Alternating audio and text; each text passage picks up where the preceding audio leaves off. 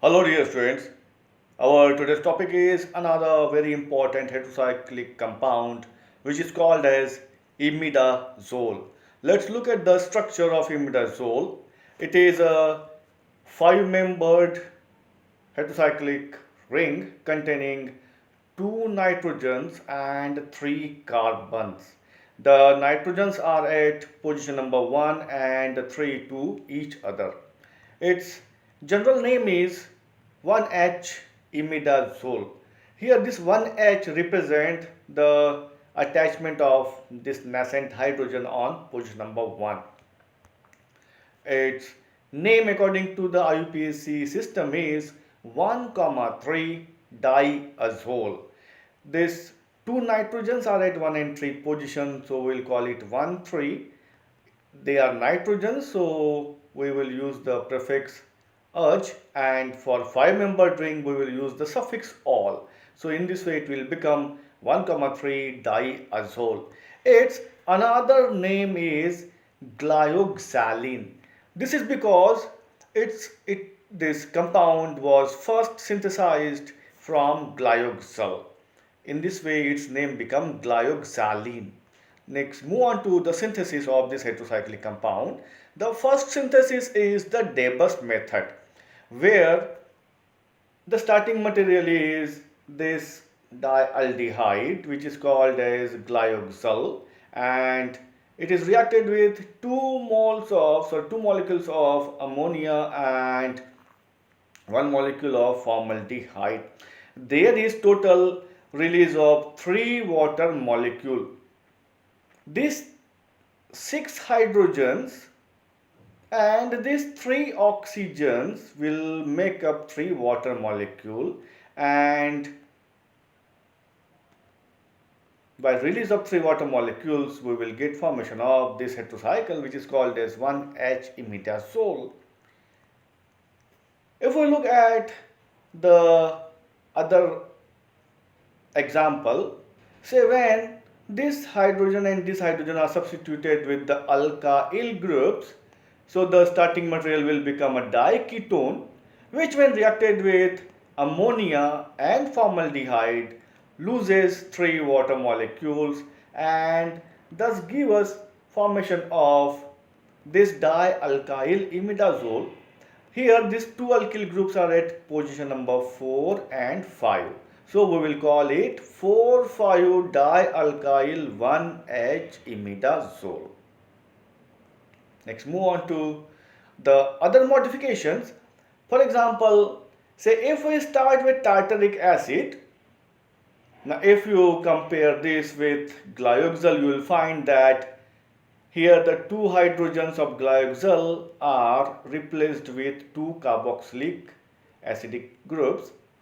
So if the starting material is tartaric acid and when it is reacted with two molecules of ammonia and a molecule of formaldehyde, once again there is release of three water molecules and we will get a cyclic imidazole, which has the presence of the carboxylic group at position number 4 and at position number 5.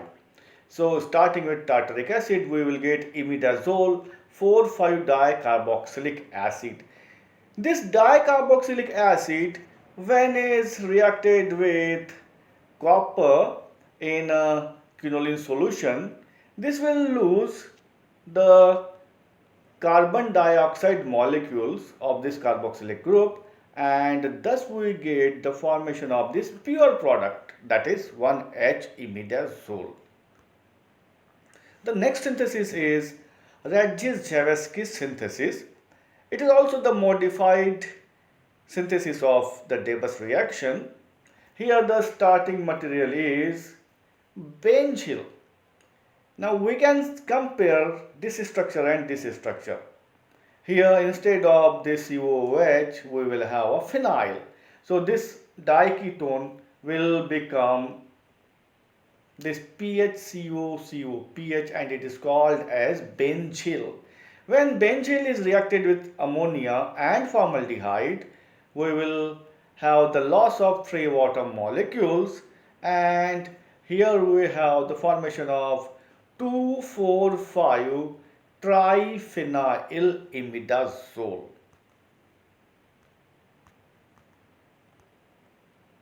Now the mechanism involved in all these synthesis is quite easy to understand. For example, if we start with glyoxal and if this is treated with ammonia, the reaction simply is the nucleophilic addition followed by elimination of the water molecule. So two hydrogens and this one oxygen, and these two hydrogens and one oxygen will make up two water molecule, and thus we will get the formation of this diimine. This diimine then is reacted with formaldehyde. Now this NH of imine attack on the carbonyl carbon in such a way that the nitrogen is get attached to the carbon and the hydrogen gets attached on the oxygen. So with this we have formation of this enol product over here. Here you can see that the nitrogen, which is electronegative, goes to the electropositive carbon, and the hydrogen, which is positively charged, goes to this electronegative oxygen. Now this intermediate then undergoes cyclization by release of water molecule. Once again this NH of this imine attack on this carbon to bring the nucleophilic substitution reaction, where this hydrogen and this OH then make up the water molecule and released out. Thus we have a bond between the nitrogen and the carbon now. So here we will get this cyclic intermediate, which is quite unstable. Now here the hydrogen migrate over the electronegative nitrogen. When hydrogen migrate over nitrogen, the nitrogen break the one of the double bond. Though this bond will be broken down, this bond will get shifted over here, and when hydrogen transfer over nitrogen, the double bond will get generated between this carbon and nitrogen. So in this way we will get the formation of 1H imidazole by the transfer of the hydrogen from carbon to electronegative nitrogen. Next, move on to the next synthesis, that is from haloketones. Now the starting material here is phenacyl bromide. This structure is called as phenacyl bromide, which reacted with benzene carboximidamide. Now here there is release of HBr molecule. The amino group attack on this carbon to bring the nucleophilic substitution reaction by release of the hydrobromic acid. This NH attack on this carbonyl group. Once again the nitrogen gets attached on this electropositive carbon, while the hydrogen gets attached on this electronegative oxygen. So with this we have the generation of this 5-membered heterocyclic ring. Now in this ring, here is the alpha hydrogen and here is the hydroxyl group. So the hydrogen and the hydroxyl group will make up the water molecule which is released out, and thus a double bond is get generated between this carbon and this carbon. So in this way we will have the formation of 2,4 diphenyl imidazole. The next synthesis is Markowald synthesis, where the starting material is alpha amino ketone. Dear students, if we look at this starting material, this is the alpha carbon, and on this alpha carbon we have the amino group, so it is called as alpha amino ketone. This reacted with aminophenolnitrile. If we look at this two starting materials, we will find that this is the basic group amino group. So the nitrogen of amino group attack on the carbon, and this hydrogen goes to this oxygen. So with this we have formation of this intermediate.